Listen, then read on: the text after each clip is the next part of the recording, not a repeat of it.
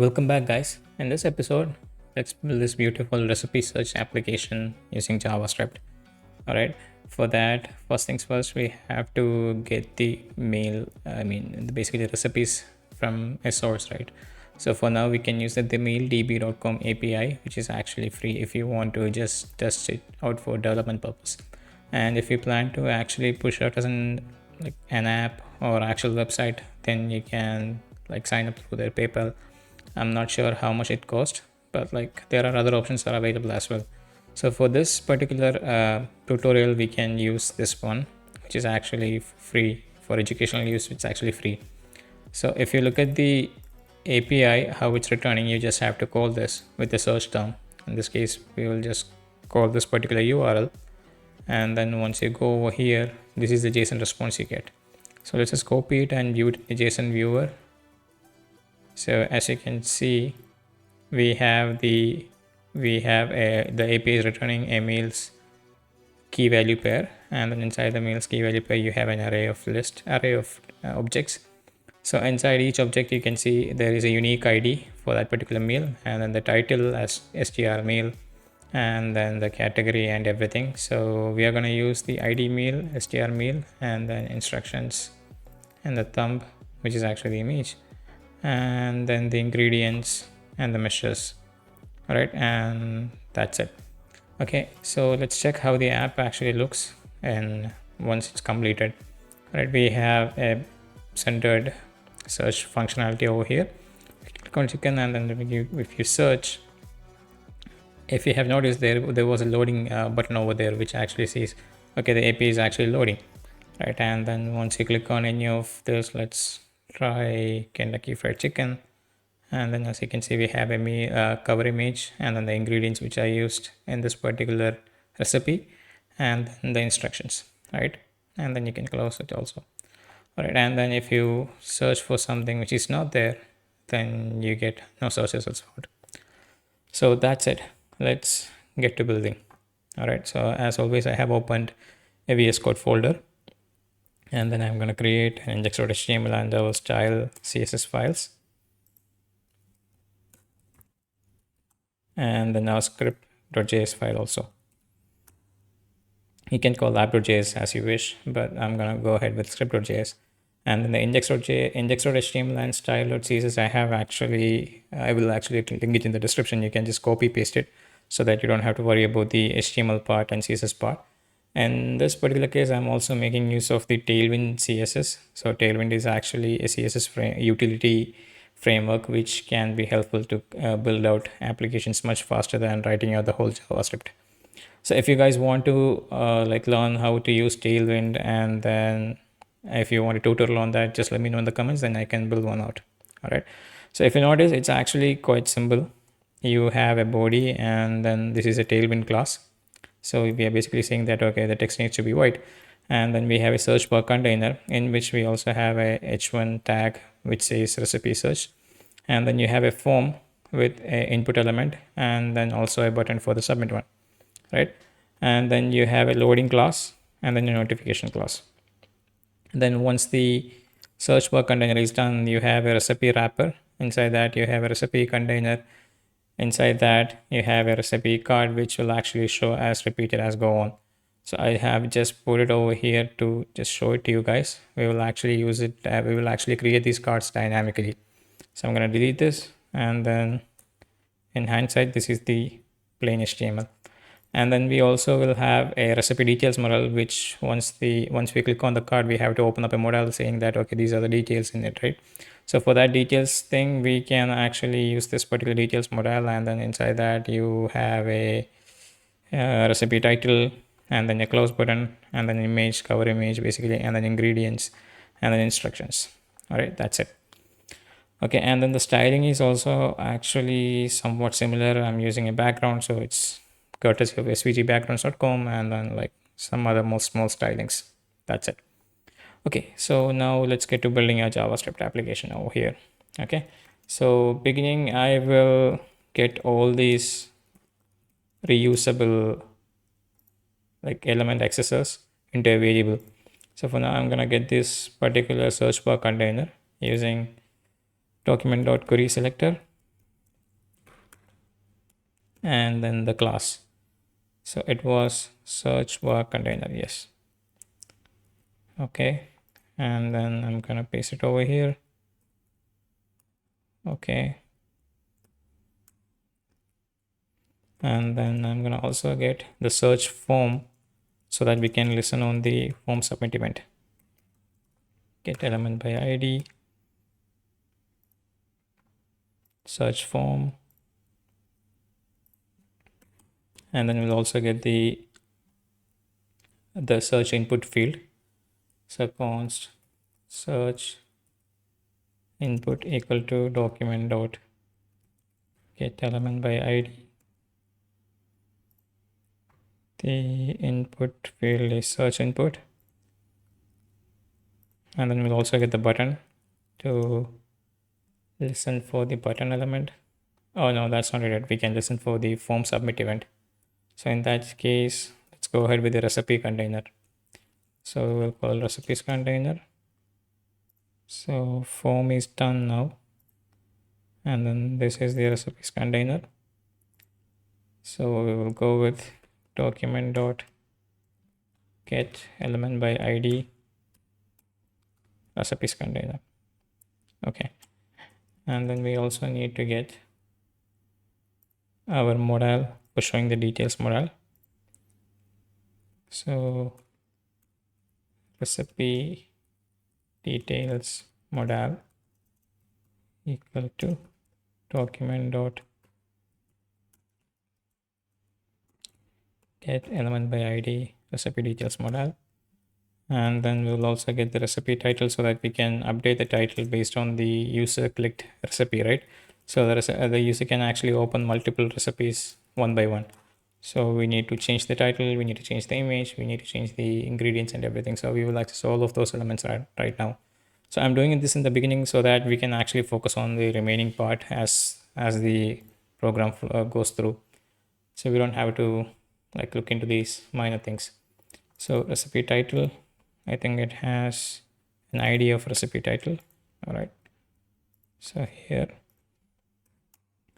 and then we'll also get recipe image relative document dot get element by ID. The ID is recipe image.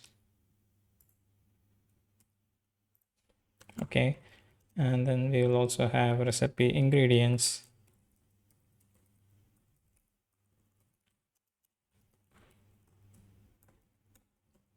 Document dot get element by ID. Recipe ingredients. And then we'll also get recipe instructions.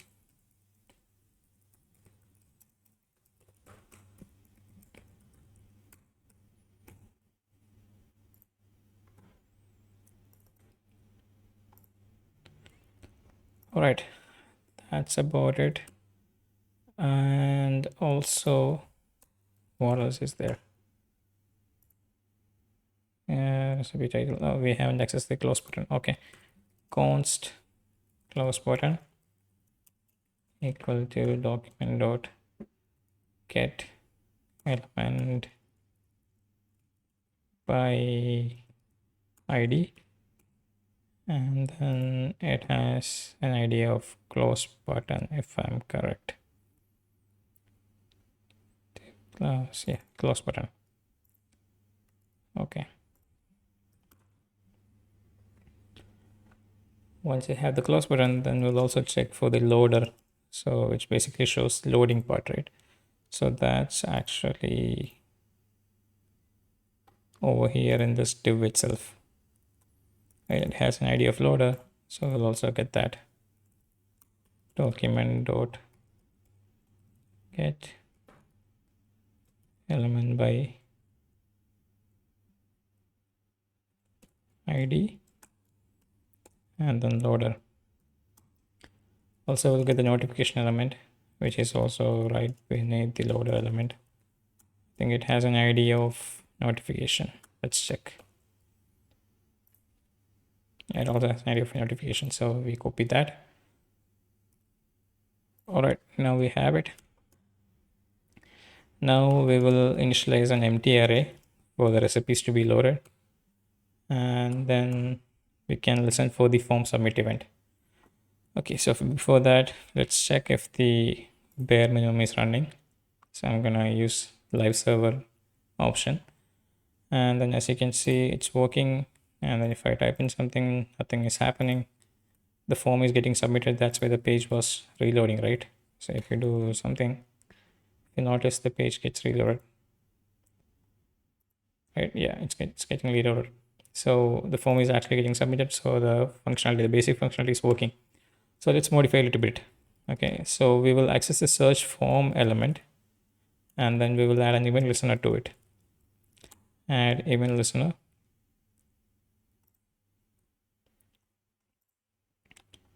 So let me put a comment quickly. Event listener for the form submit and recipe search. Okay, and then we will get the we will look for the submit event, and then we will also get the event, and then based on that event we will prevent the default by so we don't want the default behavior of that particular form, which is actually refreshing the page. We want it to be like staying over there, and then we will do everything on the background, right? So we will get the search term from the search input. So we have already accessed the search input into the search input variable. So we can just say search input dot value, and then we will also use the trim method. So if you have seen my other videos, I always mention that whenever you get a value from a input field from the user, you have to actually validate it. So validation's first step is actually trimming out the leading and trailing spaces. So this is what exactly it does. So it will get rid of the leading and trailing spaces. So unless your application specifically requires you to actually handle the spaces, you should always trim your inputs from the user. Otherwise it can cause like a lot of trouble down the road. All right. And then I'm going to check if that search term is actually, if it has any actual value in it. We don't want to like allow the user to put an empty value and click search, and then it doesn't need to go to the what do you say, the API, and then come back with the result hitting our API limits, right? So if it's not equal to empty, then we can actually call a function called search recipes, and then we will pass it out to search term. Okay, so we will create a function for that, function for searching the recipes using the TheMealDB API. Okay, function search recipes, and then I'll say search term, and say that function. We will use a try catch binary block. So what try catch does is it will look for, it will load the API, and if some error happens, then you can catch it, and then if everything is completed, if it's either try, if it's actually completed successfully or failed in some error, then you have to execute this finally part. All right, so in the try catch we will like initially show the loader. That means that okay, we are actually going to query the TheMealDB API. So I'm going to remove the hidden class from the loader. If you notice, the loader has a hidden class over here, and notification also has a hidden class over here. So I'm going to remove the hidden class, which will show up the loading section. Once we hit this particular part, it will show up the loading section, right? And then after that, we will query the TheMealDB API. So I'm going to use fetch on it. So fetch, before that we have to make sure that we are actually calling it in async await model, so that we can, the script will wait for the fetch to complete, right? So this is actually, the fetch will return a promise, and then we can wait for that promise to complete. So in that section we can use async await on it. And also we have to make sure that when we are calling the submit event, when we are calling the search recipes, we have to wait for the recipes to come back. right? We have to wait for this particular function to finish, then only we need to execute everything else. Okay, and then now we will give the URL. I'm just going to copy the URL from here. So this is the URL, and I'm going to copy the URL, and then I'm going to replace the search term with our own search term, right? So S, and then our search term is search term. Okay, then once we have got the response, what we'll do is we will do a json.parse on it. Let's check response.json, and then we will dot console.log data. If you want to see the response object, that also we can do over here. Let's check our application and then do a check on it.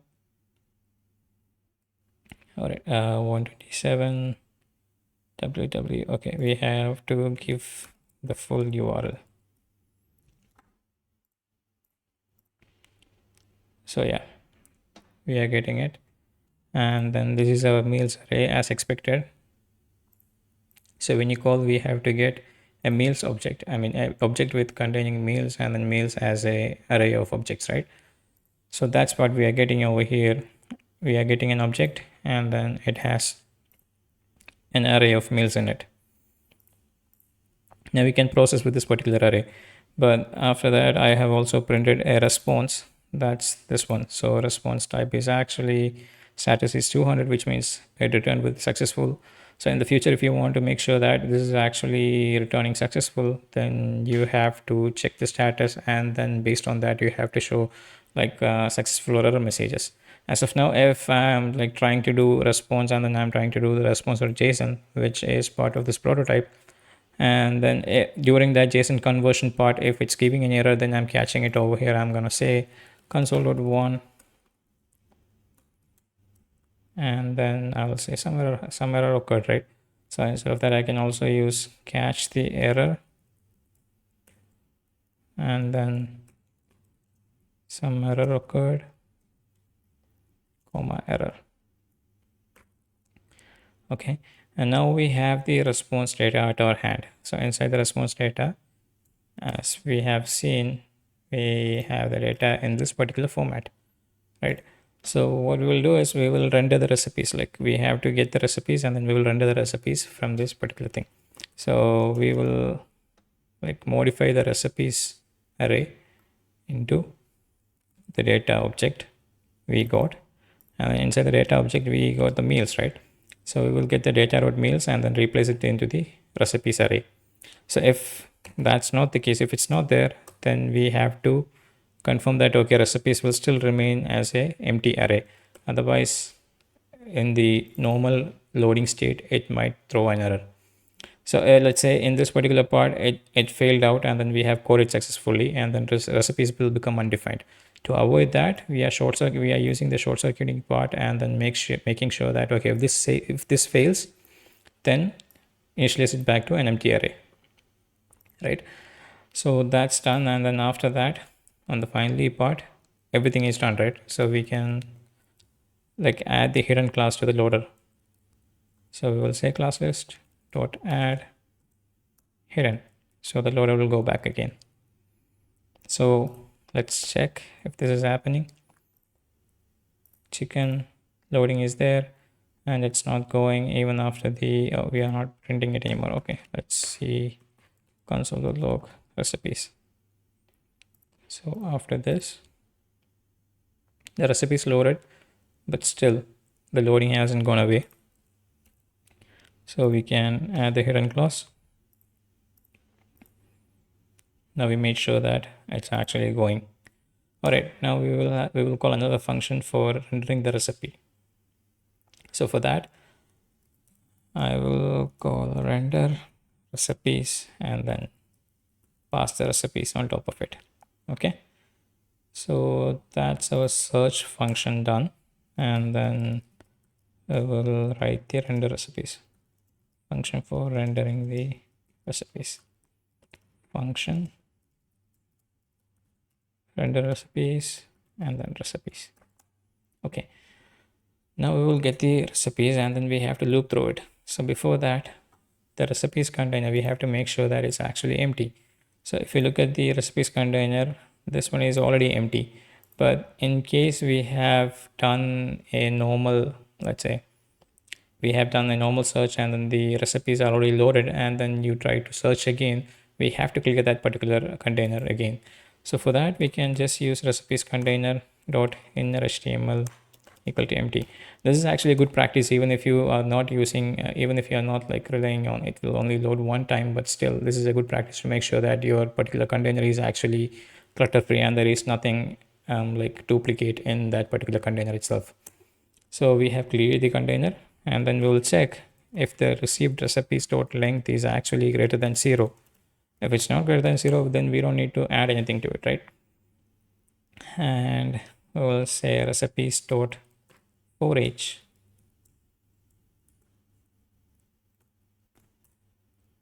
And then we will get each recipe. And then inside that recipe, we'll create a recipe card. So once recipe card, then I'm going to use template backstrings for template literals. And then I will create a div. I'm going to just copy it from my screen because it has some quite tailwind classes on top of it, but it's actually rather simple. You're just getting this particular div. You're creating a div with a class recipe card and then some certain other classes for the tailwind thing. And then after that, you're adding a dataset field called recipe-id. And then in the recipe object, we have access to the id mail, right? So that id mail is being put over here to get the details of it. So we have the recipe.id mail and then we are setting it to a dataset value of recipe id into the div. And then inside the div, we have an image which we will use as a cover image in the recipe model. So in the recipe we have str meal thumb over here, which will actually access the image source. And then as an alternative value, if the image is not loading, then we can again use the recipe's title itself, which is this one, right? And then after that, we will have an h2 tag which says the recipe's title. Okay. And then we have a recipe card. And then we can just add it to the recipe container. So we will access the recipe container and then we will say dot inner HTML plus equal to recipe card. So we can either use this plus equal to option, which will actually like get the already existing data and then add to it, or we can also use recipes container dot insert adjacent HTML, and then you have 4 options: after, begin, after, end, before, begin, before, end. So whichever option you want. In this case, I think most probably our suited one is after before end. So we'll use before end and then recipe card, right? So we can use both of these options. I'm gonna just go with for the sake of simplicity, I'm gonna go with the inner HTML plus equal to 1. All right, now we have the recipe container and the recipe cards actually working out. All right, so if we have updated this particular recipe, then we have to also make sure that our notification element stays hidden, because notification element, if you notice, it's actually showing no search results found, right? So we have to make sure that if the length of recipes are greater than 0, then it should stay hidden. So for the sake of sanity, we are gonna add the hidden class to make sure that it stays hidden. Okay, and then if that's not the case, the recipe dot length is not greater than 0, which means it's actually 0, then we will say notification dot class list dot remove hidden.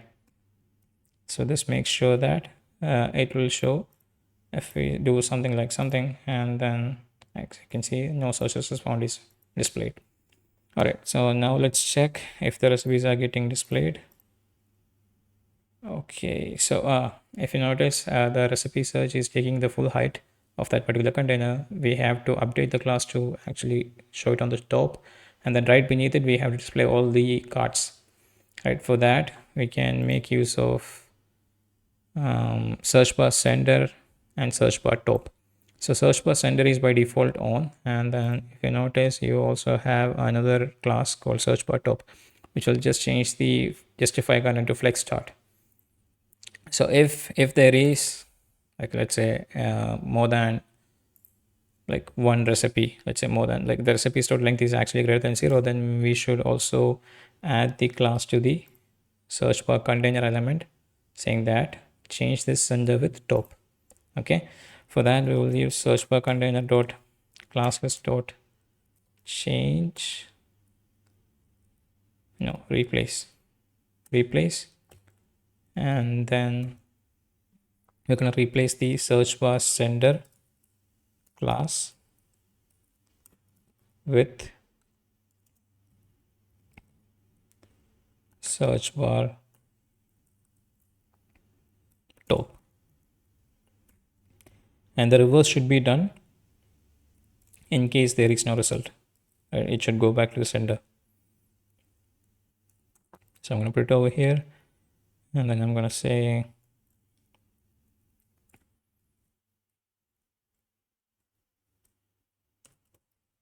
all right.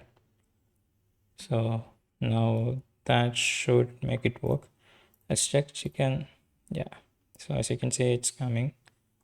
It's not taking the full screen screen height, and it's coming properly. All right, now let's check if you type something, is it actually going back to center? Yeah, it's going back to the center. All right, so that part is working now. And then now what we have to do is we have to listen for that particular click event. So this is not working as of now. So we will add a click event to the recipe container. So remember, these all recipe cards are actually living in the recipe container. If you notice, yeah, all of these cards are actually living in the recipe container. So that recipe container, we will add a click event, and from there we can build out our recipe model details, and then we can show our ingredients and cover images and everything.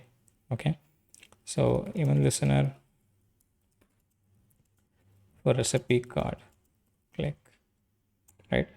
So for that we already have access the recipes container as a variable on the top. So we'll do recipes container dot add even listener, then we will listen for the click event, and then we will get that particular event, and then inside that event what we'll do is we have to, like, let's just console log what is the output of it, the event dot target. Okay, and then chicken and search. When you click on it, the event dot target is image. If you click on the image, right? If you click on the title, it's actually coming as h2. But if you click outside the image, it's coming as a div of that particular card itself. So how can we, like, if you notice, our data recipe ID is actually in the outer card. It's not anywhere inside it. So how can we get this particular element no matter where it's clicked? That's where you use the closest element. So JavaScript has a JavaScript document as closest element, closest method, which can actually look for a certain class or an ID no matter where you have clicked, right? So in relation to that particular click event, we can look for the closest element with that particular ID or class. So in this case, we will look for the recipe card, like no matter where it is, like where is the closest recipe card to my click event. So for that, we will get the const recipe card, and then event dot target, and then we will do closest. We will listen for the, we will look for the recipe card class, right? Now let's just check if it's actually printing out no matter where we click. All right, in this case, I'm gonna press chicken, and yeah, if you click on image, yeah, I'm getting the same recipe card. If I click on the title, I'm still getting the same recipe card. If I click on the outer div, I'm still getting the recipe card. All right, so now we have the recipe card element. then now we have to get the recipe ID from the dataset. So how do we get it? Let's check if the recipe card actually there, and then const recipe ID equal to recipe card dot dataset dot recipe ID. So if you notice, we have given the data recipe ID as a dash value, right? So if you're going to use dataset dot, and then no matter how many dashes you have put it like after the data part, you have to replace the dash and then start with the capital letter on the next element. So the common standard for using data dash like values is all small letters, and then you use the dash value in between. So if you're using dash value in between, then when you access it through JavaScript using the dataset method, then you have to replace the data dash with the capital element of the capital value of the next succeeding word. So that's why we are going to use recipe with capital I and D. So let's check if we are getting the recipe ID. So chicken, yeah, we are getting the ID, right? So it's different. All right, so now we have the ID, and how we can get the actual recipe, right? So now we have the ID, and then we need the details of that particular recipe that user have clicked on. So if you remember, we have already copied all the values into the recipes array on top here. So when you click each of the when you get the data, you are saving it to recipes, you are updating the recipes array. So you have access to all the recipes that you have in this particular search result on the recipes array, so that you don't need to actually make another request and then get that particular single data again. So you can use array.find, and then we will get the recipe element, and then we will check if recipe.id meal, which is the value of the ID over here, is equal to recipe ID. If it's true, then we want the recipe back, right? So find will actually, if this particular condition satisfies, then find will return that particular recipe to the recipe element. Let's check if that's working. Chicken search, as you can see, it's actually returning. So chicken handi is already here. All right, now we got the element. Now we have to open that particular recipe in the modal, the details, right? So we will call another function open recipe details modal with the recipe as an parameter.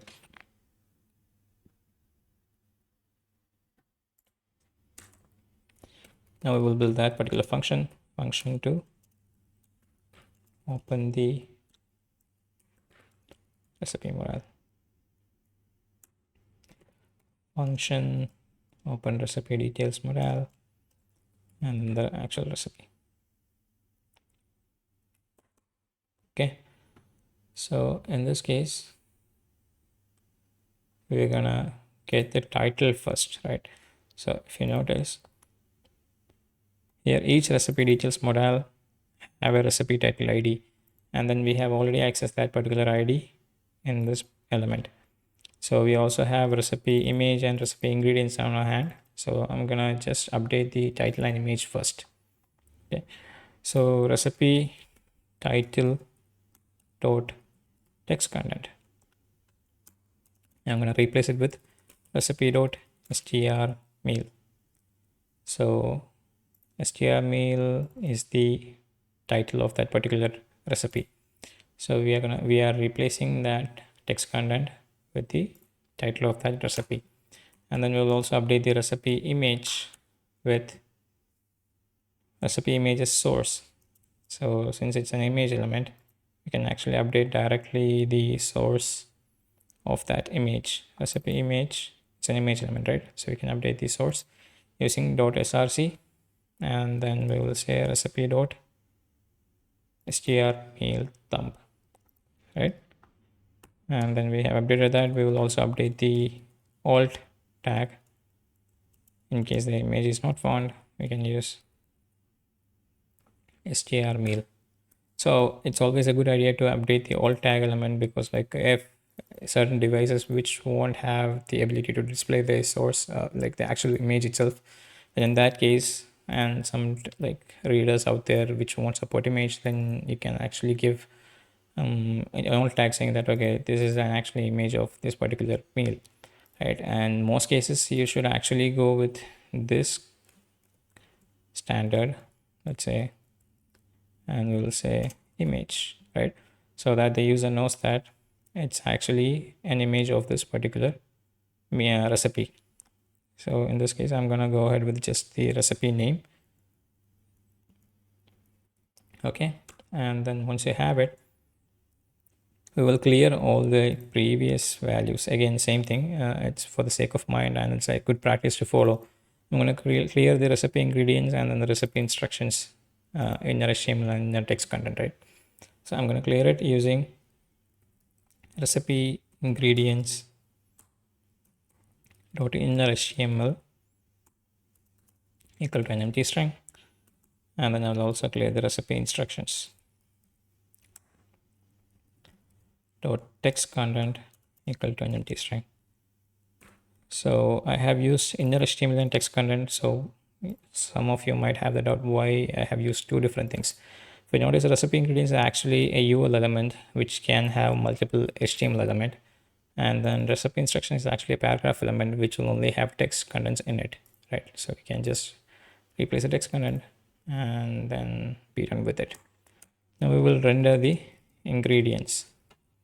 So we have to get the ingredients. If you notice, it has an ingredient from string 1 to string 20. So in total of there are 20 ingredients at most can happen, and then each of that ingredient has a measure, like how much you want, like how many pound or like how much is the quantity you have to put in. That is also given in measure, right? So I'm going to loop through. The maximum value is 20. Even if you look at another recipes also, you will only see a maximum of 20 value. So let's just print out the recipe just quickly over here. Then if you look chicken and then you click on handy, you can see that yeah, it's at most only 20 is there, and then you have the same corresponding 20 measure is also there. You go for the next one, same thing, only until 20, and then the next one is until 20. So I'm gonna just stick with a maximum value. I'm considering that the maximum value will be only 20 ingredients. So I'm gonna use a for loop for let I is equal to 1, and then I less than or equal to 20, then I plus plus. Okay, and then after that I'm gonna get all the ingredients, I mean each ingredient one by one. So in this case I'm gonna do recipe of str ingredient and then $I. So what it basically does is it will get the recipe, right? It has a recipe already, and then if it's the first element, then it will look for the string ingredient with the value 1. Okay, so you have that, and then you have the first ingredient, and you also want the corresponding measures to it, right? So I'm gonna do ingredient and then measure equal to same thing, recipe of str measure. So MESURE and then the index. So now you have the measure and ingredient. Let's just quickly check if it's actually coming up. Ingredient and then measure. Okay, and then you do chicken. Then yeah, so each of these ingredients are coming up, and then if you notice 4 of them are empty. So we have to make sure that these ingredients and measure are actually like it's there. It shouldn't be empty in any cases. So in that case I will say if ingredient and measure, if both of them are there, then we can create a list item and then we'll add it to the ingredient recipe, right? So for that I can just use list item document dot create element, and then we will create an li element. Okay, and then inside the li element we have to add this particular text content, which is ingredient, wait, our ingredient, then comma, dash, the required measurement. Okay, now we have it, and then we will just add it to the recipe ingredients.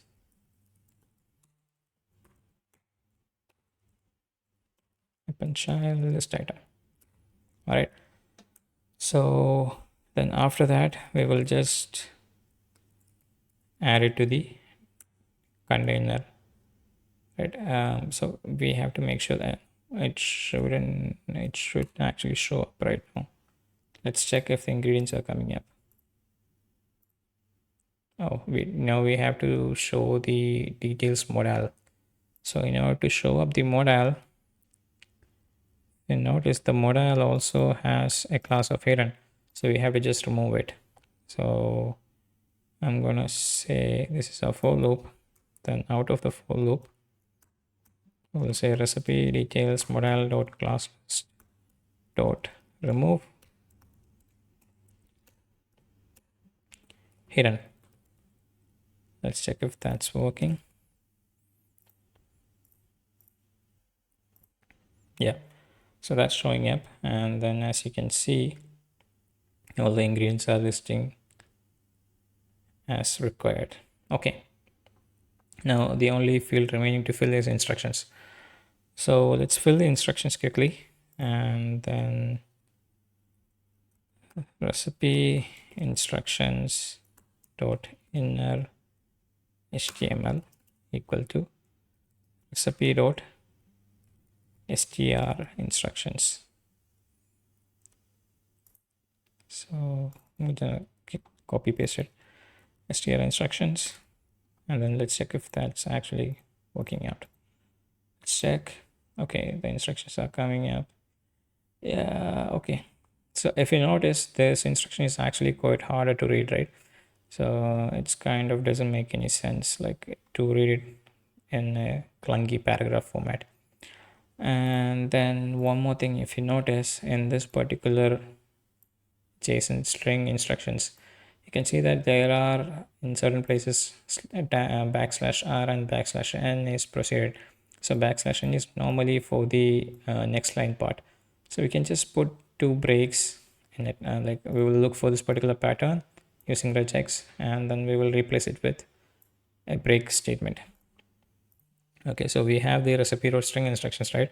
Then we can just quickly use replace, and then we will quickly write a small regex. We will look for the block of backslash r and then backslash n, and then this has to be done. This can be multiple values of these sets, and then we'll look for the global, which means we will look globally on the entire string, and then after that we have to replace it with, let's give out 2br and check it out how it looks.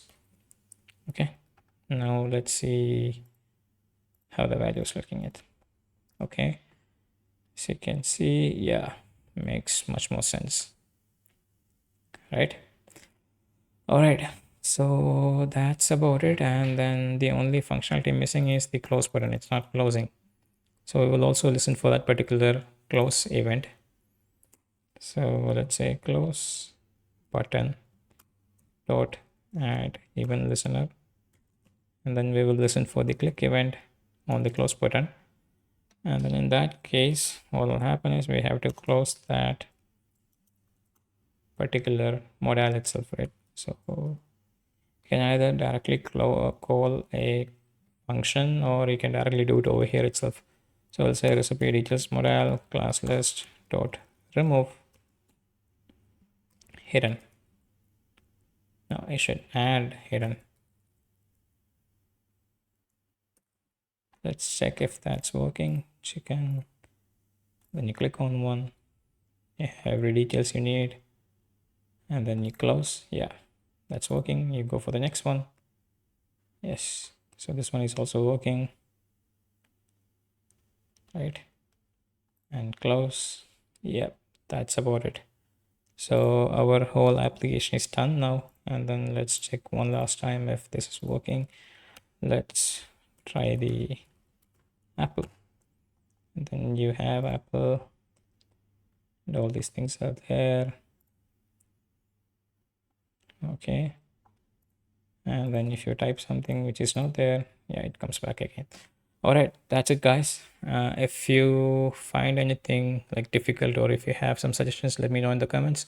And then also, if you have any suggestions to actually do a video on, then that also let me know in the comments. I will address you guys as soon as possible. So if this is your first time, please don't forget to subscribe to the channel.